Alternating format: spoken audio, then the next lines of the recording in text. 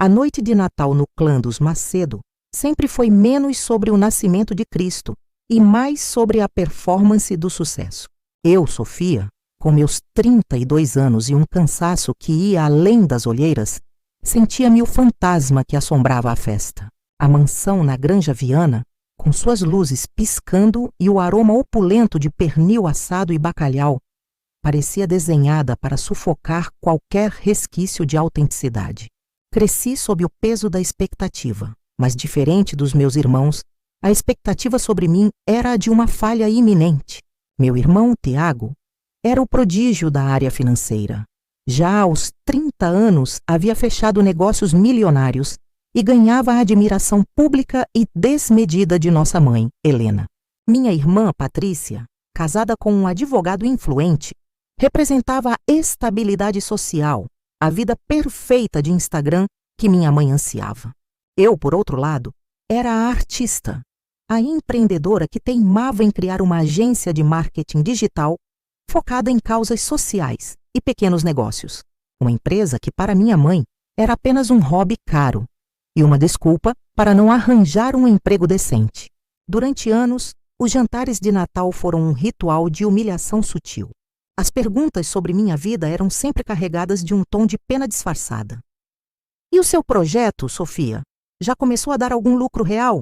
Ou, você não acha que já está na hora de focar em algo mais estável, filha? O tempo passa. Mas naquela noite, eu havia decidido que o script seria diferente.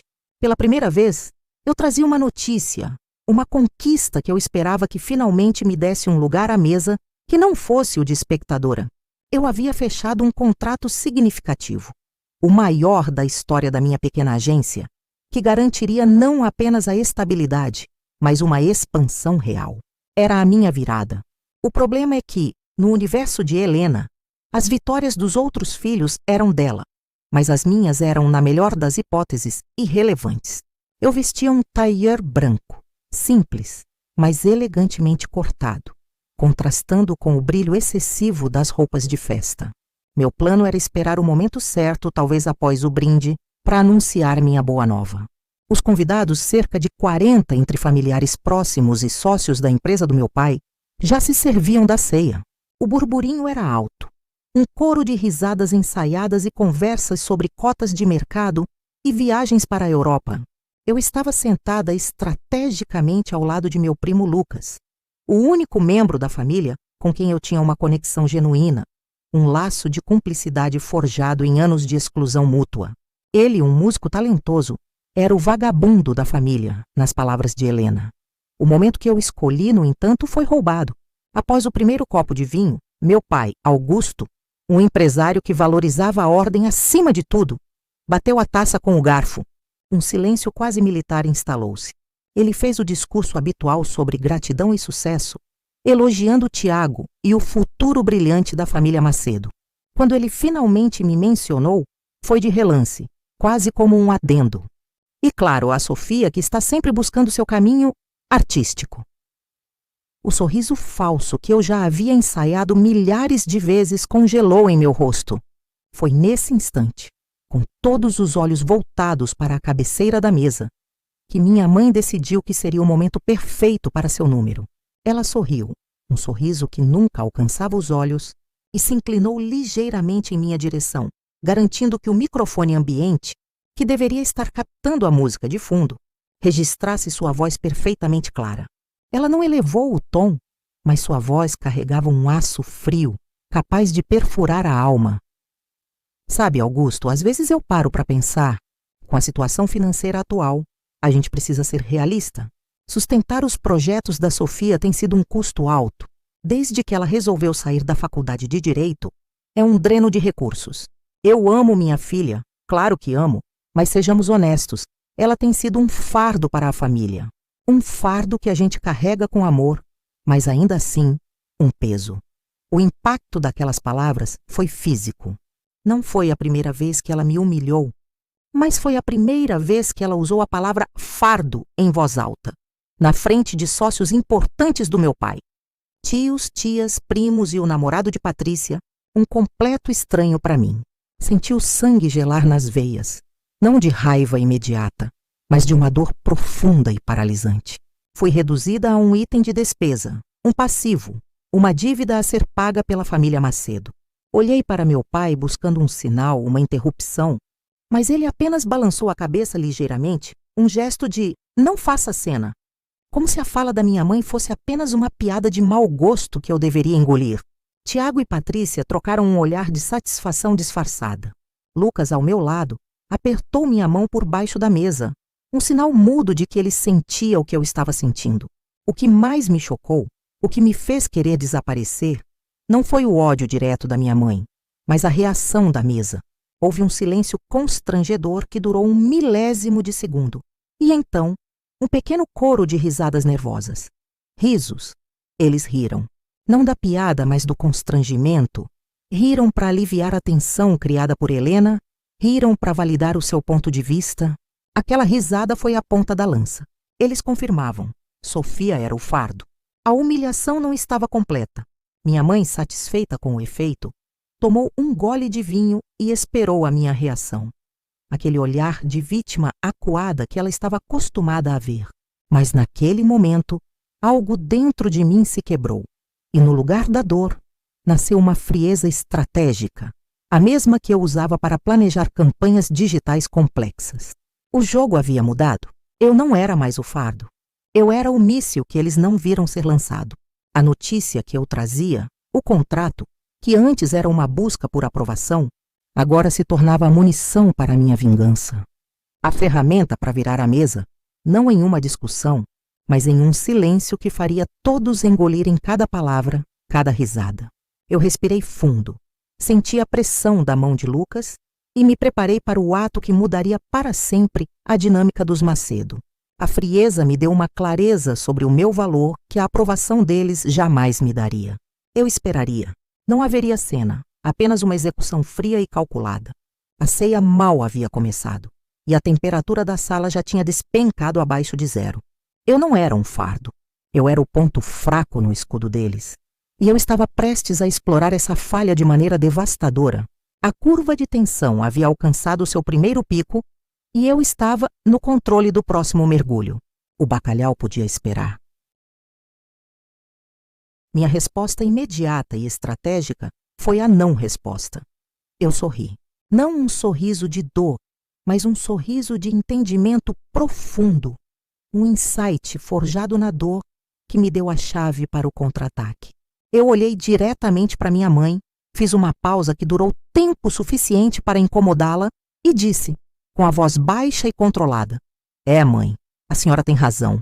Custo é algo que precisa ser avaliado com muita atenção, especialmente em épocas de crise, não é mesmo?" Em seguida, sem esperar por uma réplica, levantei-me, peguei minha taça e me dirigi ao jardim, deixando para trás o burburinho de perplexidade. Esse movimento, sair da cena no auge da tensão, violou o protocolo social e quebrou a expectativa de choro ou discussão que minha mãe esperava. No jardim, sob o céu estrelado, Lucas me alcançou visivelmente preocupado. Ele tentou se desculpar em nome da família, mas eu o interrompi, minha mente trabalhando a 1000 por hora. "Não precisa, Lucas. A Helena me deu a deixa perfeita.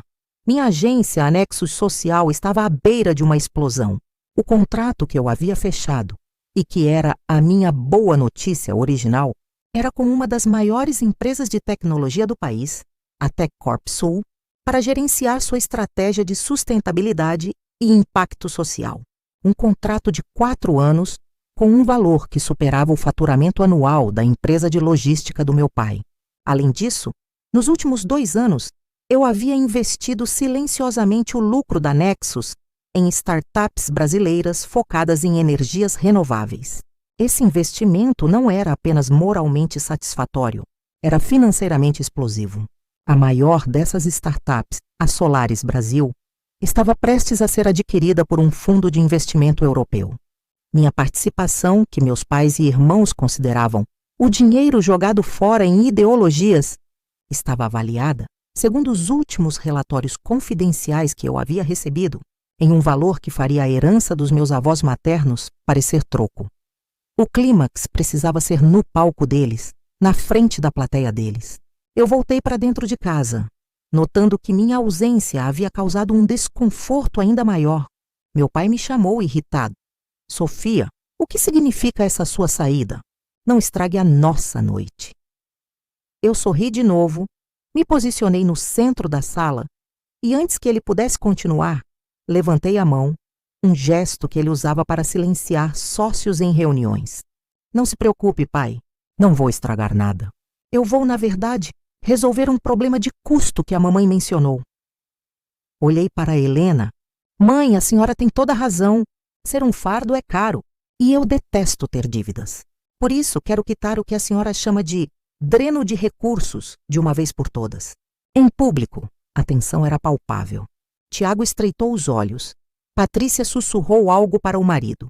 E minha mãe apenas sorriu, pensando que eu faria uma cena dramática de desculpas. Eu saquei meu celular e abri um aplicativo de banco que ninguém ali conhecia. Um banco de investimentos digital. Pai, Tiago, a empresa de vocês, a Macedo Logística, teve um ano difícil, não é? A expansão para o Nordeste não deu muito certo. Eu sei porque a senhora Lúcia, sua secretária, me falou sobre os últimos balanços. Estão precisando de capital de giro urgente. Eu sei disso porque a Nexus tem acesso a relatórios de mercado que vocês nunca pagariam para ver. O choque começou a se espalhar. A senhora Lúcia era conhecida por ser a boca de confissão do meu pai. Pois bem, o contrato da Nexus com a TecCorp Sul, que vocês acham que é hobby, garante à minha empresa uma estabilidade que, para ser sincera, a Macedo Logística não tem mais. E o meu investimento na Solaris Brasil, aquele que o Tiago chamou de eco-chatice, está prestes a render muito, mas muito mais do que os bônus dele nos últimos 3 anos somados. A mesa estava paralisada, mas o verdadeiro choque veio em seguida. Eu não sou um fardo, mãe. Eu sou a única boia salva-vidas de vocês. Eu acabei de transferir para a conta de vocês, neste exato momento, o valor de $5 milhões, um empréstimo a juro zero, com carência de 5 anos, para salvar a Macedo Logística e cobrir esse dreno de recursos que eu causei desde que nasci. O comprovante está no e-mail do meu pai. Peguem, usem, quitem suas dívidas comigo. E assim que o dinheiro da Solaris cair, o valor será o dobro. Eu não sou um fardo, mãe. Eu sou o seu banco. A reação da mesa desta vez não foi de risos, mas de silêncio absoluto, aterrorizado. Eles viram a fracassada se tornar a salvadora, a dependente se tornar a credora. Meu pai pegou o celular, viu a notificação e seu rosto, que era de raiva, transformou-se em pânico e necessidade. Tiago, o prodígio, estava pálido. Helena, minha mãe, estava com a taça de vinho suspensa no ar, incapaz de piscar. A mesa não riu, a mesa engoliu a seco, percebendo que o fardo, na verdade, era o peso do próprio preconceito e do julgamento que lhes custaria a empresa. A humilhação havia mudado de lado. Eu havia plantado a semente da dívida e eles colheriam a obediência. Minha mãe, Helena, finalmente colocou a taça na mesa. Seus olhos, antes cheios de escárnio, estavam cheios de confusão e, o que era mais gratificante, uma ponta de medo.